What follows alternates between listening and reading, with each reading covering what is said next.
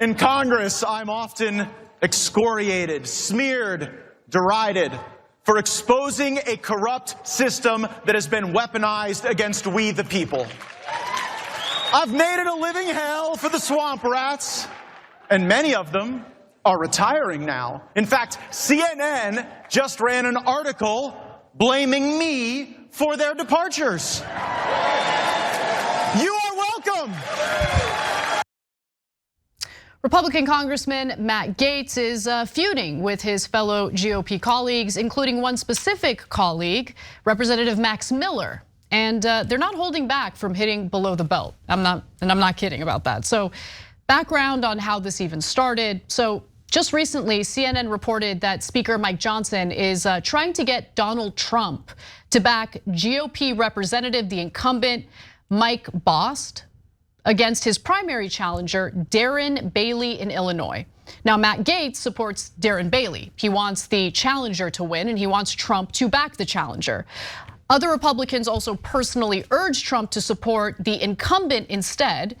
Now, Representative Richard Hudson of North Carolina and Representative Max Miller, that name's relevant, don't forget it, a freshman from Ohio and a former Trump aide, want the incumbent to be supported by Trump. Now, Matt Gaetz, again, doesn't like the incumbent and is going for the challenger. And Trump later officially did announce that he is going to endorse Mike Bost, the incumbent in this race. We might have millions of people watching this show, but you can be the difference maker because we just need 1% of our audience to be paid members, and then this show can be around forever. So you can make that difference. Click join now. Now, some Republicans had hoped that this would actually send a message to Matt Gaetz that the House GOP would not be remade in his mold. Seeing as how President Trump endorsed Mike Bost, Matt always finds himself on the wrong side of history, says Matt Miller. He wants more chaos. Max Miller. He wants more chaos. He has mommy and daddy issues to work out. And that comment prompted Gaetz to fire back and basically turn his sights onto Miller, digging up old claims that Miller physically abused his ex-wife and former White House press secretary Stephanie Grisham. So let's go to his statement on that. Representative Max Miller says, "I have mommy issues.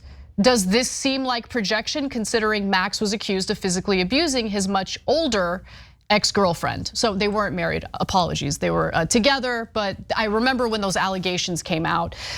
So with that said, Matt Gaetz seemingly forgot that he has some pretty serious allegations against him as well. So he has been accused and has faced investigations for allegedly engaging in sex trafficking and allegedly having sex with someone who's 17 years old.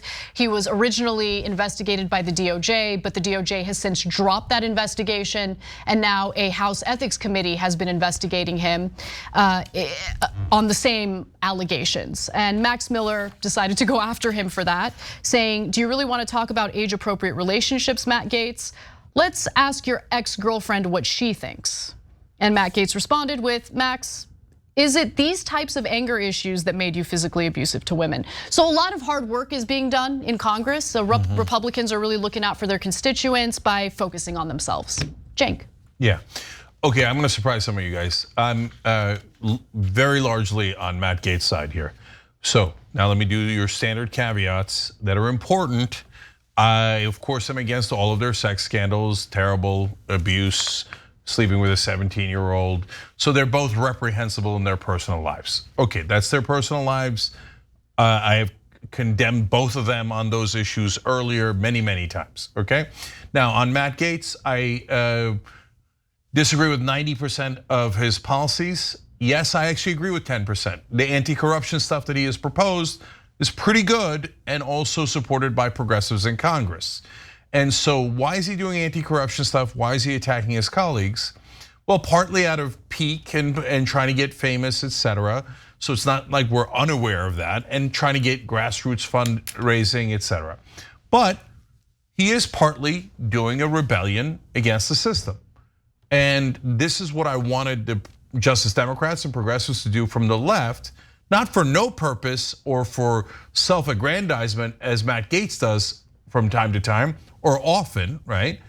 But Matt Gaetz is also doing a substantive challenge to how the Republicans run their party. And he is challenging incumbents, which is brave. Like on the Democratic side, no one is daring to do that. They're all bowing their heads and obeying corporate leadership in their party. And so here's Matt Gaetz saying, I'm not gonna listen to your corporate leadership because he's not taking corporate PAC money anymore. So I'm in favor of it.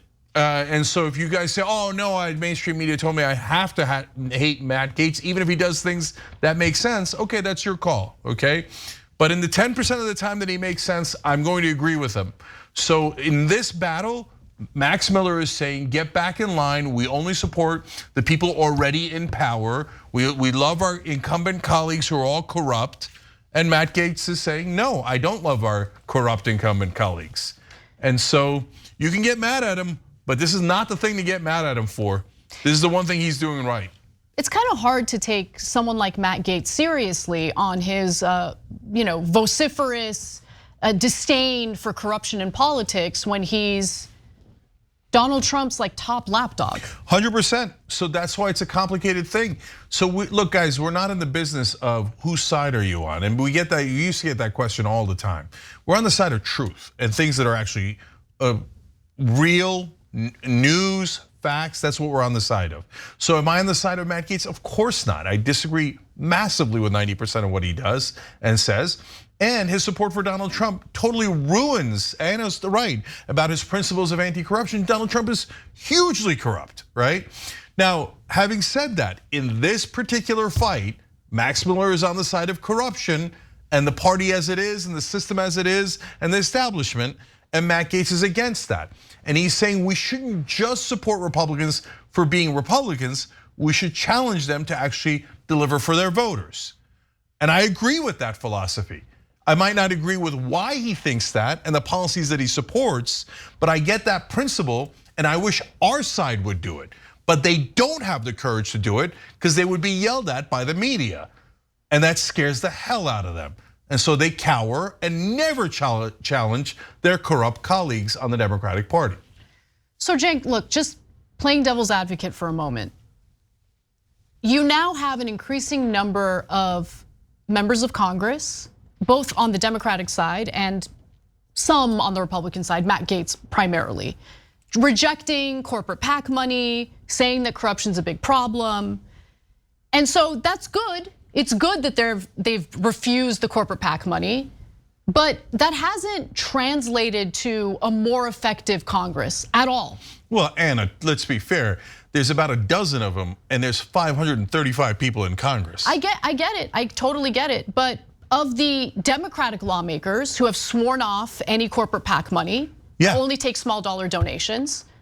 I mean, we've seen what their leadership looks like. No. Now let's be fair. Ro Khanna and AOC, I believe, agree with Matt Gaetz on the anti-corruption legislation, including banning insider trading by people like Nancy Pelosi. So that is definitely a positive step, and a step they would never take if they took corporate PAC money. And by the way, other progressives, I don't want to name names, I'll name names because I'm in the news business. I like them for other reasons. I really like them for other reasons. But Katie Porter, Jamie Raskin, they don't join Matt Gaetz on things that are anti-corruption because that would hurt the feelings of their colleagues. But the whole point of supporting Democratic candidates who swear off corruption, swear off corporate PAC money, was that they were going to be fire breathers in Congress. But that's what I'm asking them to do, and they won't do it. Yeah. So yes, and Ro Khanna is, look, I like the brother. He's one of the few active, interesting people in Congress, right? But when you ask him to fight fellow Democrats, I mean, he does it as much as any Democrat does, but it is like 2%. It is minuscule. His policies are great, and he proposes plenty of things that check corporate America, which almost no one else does, right? So there is actual results from them not taking corporate PAC money. But what I'm trying to do is encourage them to have the courage to take on their colleagues, because if they don't do that, they're never going to get to change.